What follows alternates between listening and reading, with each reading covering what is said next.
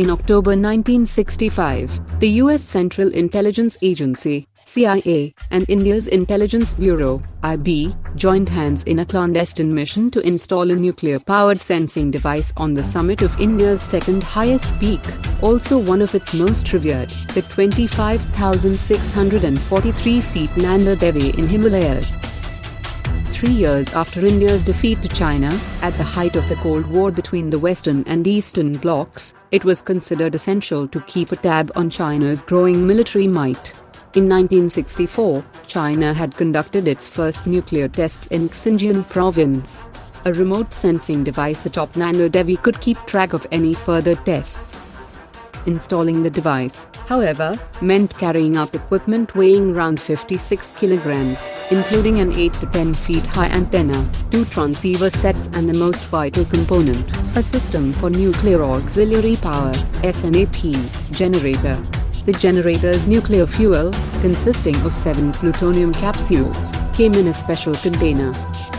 On the 18th of October, when the team reached Camp 4, at over 24,000 feet, a terrible blizzard and severe cold conditions forced to rethink.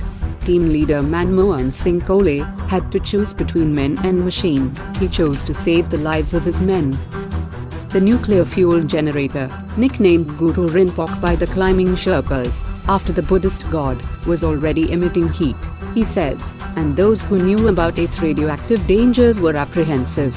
Unable to take the generator with them, the team secured it near Camp 4 and returned to safety.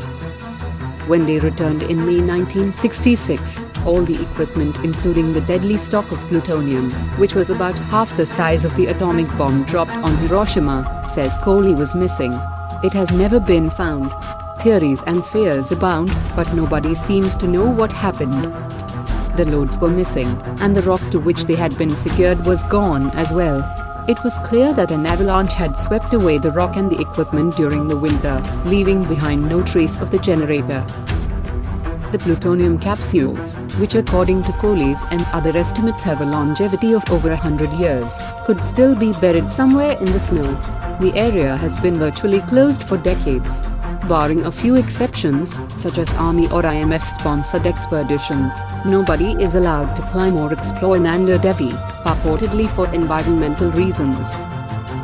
After that next 2 years, American and Indian government tried to search the nuclear device but in vain. They never found that. The last search operation was in 1966-68, when the Americans and Indians conducted a panic-driven survey of the area around Nanda Devi.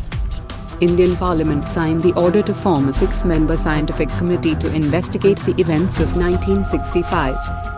The committee report suggested that the possibility of an accident involving the missing generator was minimal, based on the partial details about SNAP-19C that were made available to the committee by US agencies. The committee recommended to Indian government following: 1. To periodically monitor the environment near Nanda Devi to detect any radioactive radiation in the air, water and soil. 2. To develop new techniques for locating the device. The Ganges, one of the largest rivers in the subcontinent, has many head streams, and one of them, the Rishi Ganga, originates from the Nanda Devi glacier, not far from the village of Reeni, where it is fed by melting ice and rain from the Nanda Devi sanctuary. In 1967, Operation had finally scored a success.